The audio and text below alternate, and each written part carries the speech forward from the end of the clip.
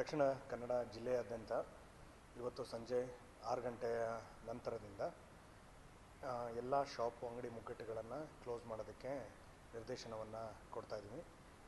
ಭಾಳಷ್ಟು ಗುಪ್ತಚರ ವರದಿಗಳು ಮತ್ತು ಪೊಲೀಸ್ ಇಲಾಖೆಯ ರಿಪೋರ್ಟಿನಿಂದ ನೆಕ್ಸ್ಟು 3 ದಿವಸಗಳು ಸ್ವಲ್ಪ ಕ್ರೂಷಿಯಲ್ ಆಗಿರೋದ್ರಿಂದ ಜಿಲ್ಲಾದ್ಯಂತ ಶಾಂತಿಯನ್ನು ಕಾಪಾಡಲು, ಸುವ್ಯವಸ್ಥೆಯನ್ನು ಕಾಪಾಡಲು ಕೆಲವೊಂದು ಕಠಿಣ ನಿರ್ಧಾರಗಳ ಅವಶ್ಯಕತೆ ಇರುತ್ತೆ. ಹಾಗಾಗಿ ಇದು ಟೋಟಲ್ ಕರ್ಫ್ಯೂ ಅಂತ ಹೇಳೋಕ್ಕಾಗಲ್ಲ. ಆದರೆ 6 ಗಂಟೆಯ ನಂತರ ಏನು ನಾನ್ ಎಸೆನ್ಷಿಯಲ್ ಆ್ಯಕ್ಟಿವಿಟೀಸ್ಗಳಲ್ಲಿ ಜನರ ಮೂವ್ಮೆಂಟನ್ನು ರಿಸ್ಟ್ರಿಕ್ಟ್ ಮಾಡೋದ್ರ ಜೊತೆಗೆ ಪೊಲೀಸ್ನವರಿಗೆ ಒಂದು ಬಂದೋಬಸ್ತ್ ಮಾಡೋದಕ್ಕೆ ಮತ್ತು ಶಾಂತಿ ವ್ಯವಸ್ಥೆಯನ್ನು ಕಾಪಾಡಲು ಜಿಲ್ಲಾಡಳಿತ ಈ ನಿರ್ಧಾರವನ್ನು ಹಿರಿಯ ಅಧಿಕಾರಿಗಳ ಜೊತೆಗೆ ಸಮಾಲೋಚನೆ ಮಾಡಿಕೊಂಡು ಕೈಗೊಂಡಿದೆ. ಜನಗಳಿಗೆ ತೊಂದರೆಯನ್ನು ಕಡಿಮೆ ಆಗೋದಕ್ಕೆ ಎಮರ್ಜೆನ್ಸಿ ಸರ್ವಿಸಸ್ಗಳು ಮತ್ತು ಹೋಟೆಲ್ ಮತ್ತು ಕಿಚನ್ಸ್ಗಳು, ಪಾರ್ಸಲ್ ಸರ್ವಿಸಸ್ಗಳು ಮತ್ತು ಭಾಳಷ್ಟು ಅವಶ್ಯಕವಾಗಿರುವಂಥ ಸರ್ವಿಸಸ್ಗಳು ಅದು ಕಂಟಿನ್ಯೂ ಆಗಿರುತ್ತೆ. ಆದರೆ ನಾನ್ ಎಸೆನ್ಷಿಯಲ್ ಶಾಪ್ಸ್ಗಳನ್ನು ಕ್ಲೋಸ್ ಮಾಡಲು ಅರ್ಬನ್ ಲೋಕಲ್ ಬಾಡಿ, ನಗರ ಸ್ಥಳೀಯ ಸಂಸ್ಥೆಗಳು ಮತ್ತು ಗ್ರಾಮ ಪಂಚಾಯತ್ಗಳಿಗೆ ನಿರ್ದೇಶನವನ್ನು ಕೊಟ್ಟಿದ್ದೀವಿ. ಇದರ ಉದ್ದೇಶ ಏನು ಅಂತೇಳಿದ್ರೆ, ಆದಷ್ಟು ಜನ ಒಂದು ಸ್ವಲ್ಪ ಮನೆಯನ್ನು ಸೇರಿಕೊಂಡಿರೋದ್ರಿಂದ ನಾನ್ ಎಸೆನ್ಷಿಯಲ್ ಜನರ ಮೂವ್ಮೆಂಟ್ಗಳನ್ನು ರಿಸ್ಟ್ರಿಕ್ಟ್ ಮಾಡೋದು ಜಿಲ್ಲಾಡಳಿತದ ಉದ್ದೇಶ ಆಗಿದೆ. ಇದು ನೆಕ್ಸ್ಟು 3 ದಿವಸಗಳಲ್ಲಿ ಇದರೊಳಗಡೆ ಅಪ್ಲೈ ಆಗಿರುತ್ತೆ. ಮತ್ತು ಯಾವುದೇ ರೀತಿಯಾದಂಥ ಸಿನಿಮಾ ಶೋಗಳನ್ನು ನಡೆಸ್ತಾ ಇರಲು 6 ಗಂಟೆಯ ನಂತರ ಇದರೊಳಗಡೆ ಈಗ ಆಲ್ರೆಡಿ ಡೈರೆಕ್ಷನ್ಸನ್ನು ಹೇಳಿದ್ವಿ. ಪೂರ್ವ ನಿಗದಿತ ಕಾರ್ಯಕ್ರಮಗಳು ಈಗ ಸದ್ಯದ ಮಟ್ಟಿಗೆ ಯಾವುದೇ ರೀತಿಯಾದಂಥ ಆಸ್ಪಿಷಿಯಸ್ ಡೇ ಅಲ್ಲದೇ ಇರೋದ್ರಿಂದ ಭಾಳಷ್ಟು ಕಾರ್ಯಕ್ರಮಗಳಿಲ್ಲ. ಆದಷ್ಟು ಕೆಲವೊಂದು ಮನರಂಜನಾ ಸಾಂಸ್ಕೃತಿಕ ಕಾರ್ಯಕ್ರಮಗಳನ್ನು ಆಯೋಜಕರಿಗೆ ಕ್ಲೋಸ್ ಮಾಡೋದಕ್ಕೆ ಮತ್ತು ಅದನ್ನು ಕ್ಯಾನ್ಸಲ್ ಮಾಡೋದಕ್ಕೆ ಈಗ ಆಲ್ರೆಡಿ ನಿರ್ದೇಶನವನ್ನು ಹೇಳ್ತಾ ಇದ್ದೀವಿ. ಅಧಿಕೃತ ಆದೇಶವನ್ನು ಆದಷ್ಟು ಬೇಗದಲ್ಲಿ ನಾವು ಇದರೊಳಗಡೆ ಹೊರಡಿಸ್ತೀವಿ.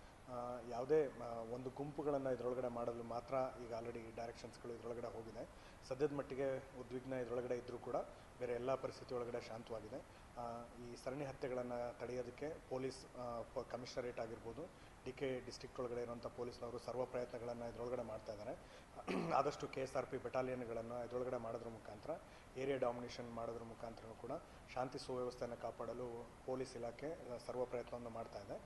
ಇದರೊಳಗಡೆ ಯಾವುದೇ ರೀತಿಯಾದಂಥ ಶಾಂತಿ ಸುವ್ಯವಸ್ಥೆಯನ್ನು ಕಾಪಾಡಲಿಕ್ಕೆ ಜನರಲ್ ಪಬ್ಲಿಕ್ನ ಸಹಕಾರ ಭಾಳ ಅಮೂಲಾಗ್ರವಾಗಿರುವಂಥದ್ದು. ಹಾಗಾಗಿ ಜನಗಳಲ್ಲಿ ಕೇಳ್ತಾ ಇರೋದು, ಅನವಶ್ಯಕವಾಗಿ ಹೊರಗಡೆ ಓಡಾಡದೆ ಸದ್ಯದ ಮಟ್ಟಿಗೆ ಶಾಂತಿ ಸುವ್ಯವಸ್ಥೆಯನ್ನು ಕಾಪಾಡಬೇಕು ಅಂತೇಳಿ ನಾನು ರಿಕ್ವೆಸ್ಟ್ ಮಾಡ್ತೀನಿ. ಪಬ್ಲಿಕ್ ಟ್ರಾನ್ಸ್ಪೋರ್ಟು ಮತ್ತು ಮೂವ್ಮೆಂಟು ಯಾರಾದರೂ ಲಾಂಗ್ ಡಿಸ್ಟೆನ್ಸ್ ಒಳಗಡೆ ಟ್ರಾವೆಲ್ ಮಾಡೋರಿದ್ದರೆ, ಬೇರೆ ಬೇರೆ ಕಡೆಗಳಲ್ಲಿ ಟ್ರಾವೆಲ್ ಮಾಡ್ತಾ ಇರೋರಿದ್ದರೆ ಅಂಥವ್ರು ಅವರ ಟಿಕೆಟ್ಗಳನ್ನು ಇವನ್ನೆಲ್ಲವೂ ಕೂಡ ಪೊಲೀಸ್ನವ್ರಿಗೆ ಎಕ್ಸ್ಪ್ಲೇನ್ ಮಾಡೋದ್ರ ಮುಖಾಂತರ ಓಡಾಡ್ಬೋದು.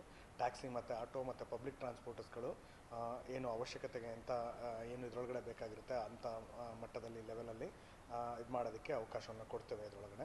ಹಾಗಾಗಿ ಜನ ಆದಷ್ಟು ಅವಶ್ಯಕತೆ ಇದ್ದರೆ ಮಾತ್ರ ಇದರೊಳಗಡೆ ಬರಲಿ. ನೆಕ್ಸ್ಟು 3 ದಿವಸಗಳು ಶಾಂತಿ ಕಾಪಾಡಲು ನಾವು ಕೆಲವೊಂದು ಕ್ರಮಗಳನ್ನ ತೊಗೊಳ್ತಾ ಇರೋದಕ್ಕೆ, ಅದನ್ನು ಪರಿಪಾಲನೆ ಮಾಡೋದ್ರ ಮುಖಾಂತರ ಸಹಕರಿಸಬೇಕು. ದಕ್ಷಿಣ ಕನ್ನಡದಲ್ಲಿ ಶಾಂತಿ ಸುವ್ಯವಸ್ಥೆ ಕಾಪಾಡೋದಕ್ಕೆ ಎಲ್ಲ ಸಮುದಾಯ, ಎಲ್ಲ ಪಕ್ಷ ಸಂಘಟನೆಗಳು ಕೂಡ ಸಹಕರಿಸಬೇಕು ಅಂತ ಕೇಳ್ಕೊತೀನಿ.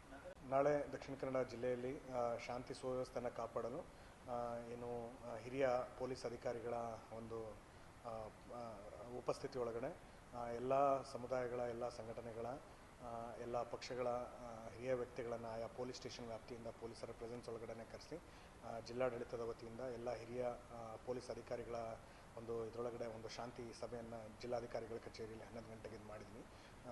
ದಕ್ಷಿಣ ಕನ್ನಡ ಜಿಲ್ಲೆಯ ಸುವ್ಯವಸ್ಥೆ, ಶಾಂತಿ ಸುವ್ಯವಸ್ಥೆಯನ್ನು ಕಾಪಾಡಲಿಕ್ಕೆ ಅವರ ಒಂದು ಸಲಹೆ ಸೂಚನೆಗಳನ್ನು ತಗೊಳ್ಳೋದ್ರ ಜೊತೆಗೆ ಜಿಲ್ಲಾಡಳಿತದ ನಾವು ಏನು ಕಾರ್ಯಕ್ರಮಗಳೇನಿದ್ದಾವೆ ತೆಗೆದುಕೊಂಡಿರುವಂಥ ಕ್ರಮಗಳ ಬಗ್ಗೆ ಮತ್ತು ಹೇಗೆ ಕಾನೂನು ಕಟ್ಟೆಚ್ಚರವನ್ನು ವಹಿಸಬೇಕು ಅನ್ನುವಂಥ ಪಾಯಿಂಟ್ಸ್ಗಳನ್ನು ಕೂಡ ಅವರಿಗೆಲ್ಲರಿಗೂ ಕೂಡ ಕಮ್ಯುನಿಕೇಟ್ ಮಾಡಲಾಗುತ್ತೆ.